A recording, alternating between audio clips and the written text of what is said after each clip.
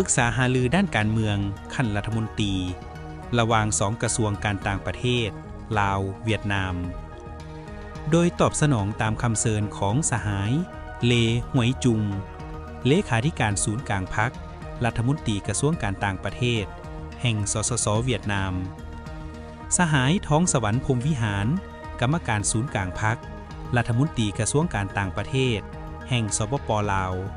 ได้นำพาคณะผู้แทนกระทรวงการต่างประเทศเดินทางเยี่ยมยามและเฮ็ดเวียกที่สสส.เวียดนามเพื่อเข้าร่วมกองประชุมปรึกษาหารือด้านการเมืองขั้นรัฐมนตรีครั้งที่12ระหว่าง2กระทรวงการต่างประเทศลาวเวียดนามในวันที่17 ธันวาคม 2025ซึ่งเป็นกลไกการร่วมมือปกติของ2กระทรวงที่พัดเปลี่ยนกันเป็นเจ้าภาพในทุกๆปีเพื่อปรึกษาหารือและแลกเปลี่ยนคำคิดคำเห็นต่อปัญหาต่างๆแนใส่ประกอบส่วนเข้าในการเสริมขยายและฮัดแน่นสายพัวพันมิตรภาพอันยิ่งใหญ่ความสามัคคีพิเศษการร่วมมือรอบด้านและหุ้นส่วนยุทธศาสตร์ระหว่างลาวและเวียดนามก็คือระหว่าง2กระทรวงการต่างประเทศ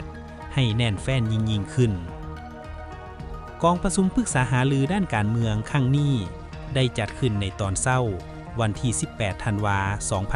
2025ที่นครหลวงฮานอยโดยการเป็นประธานร่วมของสหายท้องสวรรค์พรหมวิหารและสหายเลหวยจุงพร้อมด้วยผู้ต่างหน้าจากบรรดากรมเที่ยวข้องของ2กระทรวงการต่างประเทศและสหายวาลไซเล่งสวัสดิ์ของคณะพัวพันต่างประเทศศูนย์กลางพรรคปป.ลาวเข้าร่วมในโอกาสนี้2ฝ่ายได้ร่วมกันตีราคาคืนการจัดตั้งปฏิบัติบรรดาข้อตกลงการร่วมมือในระยะผ่านมาแลกเปลี่ยนคำคิดคำเห็นอย่างโกงไปโกงมาเกี่ยวกับสภาพการภาคพื้นและสากลและปัญหาอื่นๆที่2ฝ่ายให้ความสนใจพร้อมทางบางทิศทางแผนการในต่อหน้าเพื่อยกสูงกลไกการร่วมมือระหว่าง2กระทรวงในการเป็นเสนาธิการเวียกงานการต่างประเทศการติดตามและสุขยู่บรรดากระทรวงและแขนงการที่เกี่ยวข้อง2ประเทศในการจัดตั้งพันขยายทิศ4นำและข้อตกลงของการนำขั้นสูง2ประเทศเพื่อเห็นให้การพัวพันร่วมมือนับมีประสิทธิภาพประสิทธิผลและนำเอาผลประโยชน์ตัวจริงมาสู่ประชาชน2ชาติลาวเวียดนาม2ฝ่ายได้แสดงความชมเชยและตีราคาสูงต่อการยกระดับการพัวพันร่วมมือขึ้นสู่ระดับใหม่เพื่อให้แทดเหมาะกับสภาพการภาคพื้นและสากลในปัจจุบันก็คือความเรียกร้องต้องการในการเชื่อมโยงเชื่อมจอดพื้นฐานเศรษฐกิจของ2ประเทศเป็นสายพัวพันมิตรภาพอันยิ่งใหญ่ความสามัคคีพิเศษการร่วมมือรอบด้านและหุ้นส่วนยุทธศาสตร์ระหว่างลาวและเวียดนามลาวเพื่อเฮ็ดให้การพัวพันร่วมมือ2ประเทศนับแน่นแฟ้นและแตกดอกออกผลยิ่งขึ้นนำเอาผลประโยชน์ที่แท้จริงมาสู่ประชาชน2ชาติลาวเวียดนาม2ฝ่ายได้แสดงความชมเชยและตีราคาสูงต่อการพัวพันร่วมมือ2ประเทศในระยะผ่านมาที่สืบต่อได้รับการพัฒนาอย่างบ่หยุดยั้งในทุกขงเขตเห็นได้จากการพัวพันการเมืองป้องกันชาติป้องกันความสงบสืบต่อมีความไว้เนื้อเชื่อใจและร่วมมือกันในระดับสูงสุดและมีการแลกเปลี่ยนการเยี่ยมยามระหว่างการนำขั้นสูงของ2พรรค2รัฐพิเศษการพัวพันการร่วมมือทางด้านการค้าการลงทุนของ2ประเทศก็ขยายตัวอย่างต่อเนื่องมูลค่าการค้า2ชนในต้นปี 2025 บรรลุเกือบ3 ตื้อดอลลาร์สหรัฐและการลงทุนของเวียดนามอยู่สปป.ลาวสืบต่ออยู่แถวหน้า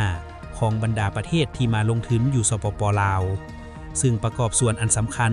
เข้าในการสร้างเวียกเฮ็ดงานทำก็คือการพัฒนาเศรษฐกิจสังคมของสปป.ลาว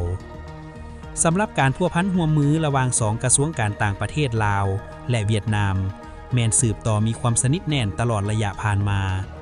บรรดากรมและสำนักงานต่างหน้าการทูตอยู่ต่างประเทศระหว่าง2ประเทศได้มีการพบปะแลกเปลี่ยนข้อมูลข่าวสารนำกันอย่างเป็นปกติและจะสืบต่อเพิ่มทวีการพัวพันร่วมมือโดยเฉพาะการเป็นเสนาธิการให้แก่ขั้นถึงในการสุขยู่ส่งเสริมการพัวพันร่วมมือทั้งในขอบ2ฝ่ายและพหุภาคี สืบต่อสุมใสสุกยู่และติดตามบรรดากระทรวงและแขนงการของสองประเทศในการจัดตั้งพันขยายทิศซี่นำและข้อตกลงของสองกระทรวงระยะ 2026 ถึง 2030 ให้ปรากฏผลเป็นรูปธรรมสำหรับทิศทางแผนการหัวมือต่อหน้าสองฝ่ายเห็นดีจะสืบต่อจัดตั้งพันขยายผลสำเร็จการเยี่ยมยามรัฐกิจอยู่สปป.ลาวของสหายโตเริ่มเลขาธิการศูนย์การพรรคคอมมิวนิสต์เวียดนามผลกองประชุมพบปะประจำปี 2026 ระหว่างสองกรมการเมืองลาวเวียดนามและผลกองประชุมครั้งที่ 48 ของคณะกรรมการร่วมมือทวิภาคีระหว่างสองรัฐบาลลาวเวียดนามและสืบต่อประสานสมทบกันอย่างใกล้ชิดเพื่อก้าเกียมให้แก่การแลกเปลี่ยนเยี่ยมยามซึ่งกันและกันของการนำขั้นสูงในปี 2026 ที่จะมาถึงนี้กองประชุมปรึกษาหารือด้านการเมืองประจำปีระหว่างสองกระทรวงการต่างประเทศลาวและเวียดนามแม่นกลไกที่มีความสำคัญในการเสริมขยายการพัวพันร่วมมือระหว่างสองแขนงการต่างประเทศลาวและเวียดนามในฐานะเป็นเสนาธิการด้านการต่างประเทศให้แก่พรรคและรัฐพิเศษในการเข้าร่วมกองประชุมครั้งนี้สหพันธ์แม่หญิงกระทรวงการต่างประเทศลาวนำโดยภรรยารัฐมนตรีกระทรวงการต่างประเทศลาวยังได้พบปะแลกเปลี่ยนความคิดเห็นร่วมกับภรรยารัฐมนตรีกระทรวงการต่างประเทศเวียดนามและสหพันธ์แม่หญิงกระทรวงการต่างประเทศของเวียดนามเพื่อสุขอยู่การร่วมมือระหว่างสองสหพันธ์แม่หญิงลาวและเวียดนามให้ขยายตัวยิ่งขึ้นการประชุมปรึกษาหารือทางด้านการเมืองก็คือการพบปะแลกเปลี่ยนระหว่างสองสหพันธ์แม่หญิงกระทรวงการต่างประเทศลาวและเวียดนาม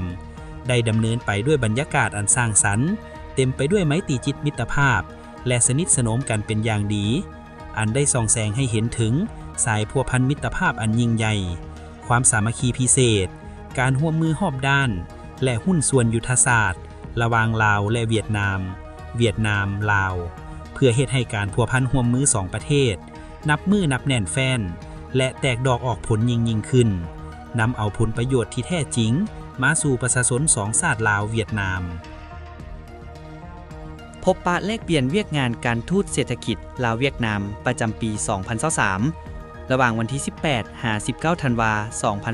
2023 ที่นครหลวงฮานอย สส.เวียดนาม ในโอกาสติดตามรัฐมนตรีกระทรวงการต่างประเทศเข้าร่วมกองประชุมปรึกษาหารือด้านการเมืองขั้นรัฐมนตรี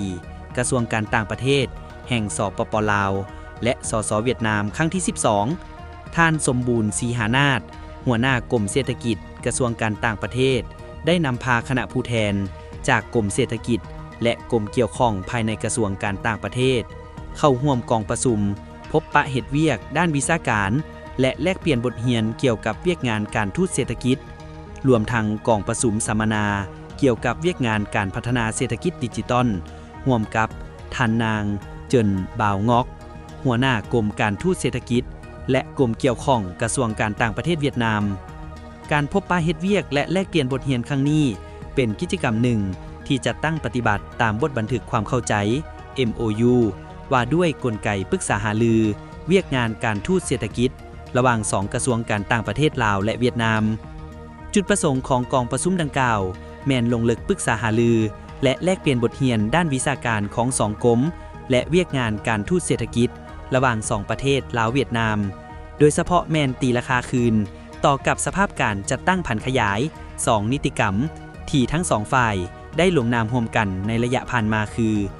1. บทบันทึกความเข้าใจ MOU ว่าด้วยการสร้างกลไกการปรึกษาหารือเวียกงานการทูตเศรษฐกิจระหว่างกระทรวงการต่างประเทศแห่งสปป.ลาวและกระทรวงการต่างประเทศแห่งสส.เวียดนาม 2023 หา 2025 และ 2. แผนการปฏิบัติงานการร่วมมือด้านการทูตเศรษฐกิจ 2020 หา 2025 และปรึกษาหารือแผนการร่วมมือในต่อหน้าพร้อมเดียวกันนั้นสองฝ่ายยังได้แลกเปลี่ยนข้อมูลและทัศนะเกี่ยวกับสภาพการพ้นเด่นของเศรษฐกิจภาคพื้นและสากลและปัญหาสำคัญอื่นๆพร้อมทั้งปรึกษาหารือแลกเปลี่ยนบทเรียนเกี่ยวกับสภาพการพัฒนาเศรษฐกิจดิจิตอลอยู่สส.เวียดนามโดยเฉพาะการหันเป็นดิจิตอลในภาครัฐบาลภาคธุรกิจและอื่นๆรวมถึงการปรึกษาหารือร่วมกันต่อแนวทางนำใช้ระบบดิจิตอลเข้าช่วยในเวียกงานการทูตเศรษฐกิจ ของ2กระทรวงการต่างประเทศลาวและเวียดนามในอนาคตนอกจากนี้กองประชุมยังได้เอาใจใส่เน้นหนักใส่การแลกเปลี่ยนบทเรียนร่วมกันใน2หัวข้อใหญ่คือ 1. แลกเปลี่ยนประสบการณ์ในการจัดตั้งปฏิบัติเวียกงานการทูตเศรษฐกิจของสปป.ลาวและสส.เวียดนามรวมทั้งตีราคาและทบทวนคืนสภาพการจัดตั้งปฏิบัติบทบันทึกความเข้าใจ MOU ว่าด้วยการร่วมมือด้านเวียกงานการทูตเศรษฐกิจของ2กระทรวงการต่างประเทศลาวและเวียดนามในระยะผ่านมาและ 2. แลกเปลี่ยนประสบการณ์เกี่ยวกับเวียกงานการพัฒนาเศรษฐกิจดิจิตอลของสปป.ลาวและสส.เวียดนามในระยะผ่านมาพร้อมนี้คณะผู้แทนจากสปป.ลาวยังได้เดินทางไปทัศนศึกษาและเยี่ยมชมเขตการพัฒนาอุตสาหกรรมที่แขวงไหฟ่องสส.เวียดนามในโอกาสดังกล่าวท่านสมบูรณ์ศรีหานาถหัวหน้ากรมเศรษฐกิจกระทรวงการต่างประเทศยังได้เข้าเยี่ยมขอนับท่านเลอังตวนรองรัฐมนตรีกระทรวงการต่างประเทศเวียดนามเพื่อรายงานผลของกองประชุมดังกล่าวและแสดงความขอบใจต่อการต้อนรับอันอบอุ่นและการสนับสนุนของสส.เวียดนามที่มีต่อสปป.ลาวตลอดมาและหวังว่าการเฮ็ดเวียกร่วมกันระหว่าง2กรมเกี่ยวข้องของกระทรวงการต่างประเทศลาวและเวียดนามในครั้งนี้จะได้รับมากผลและประสบผลสำเร็จตามเป้าหมายที่วางไว้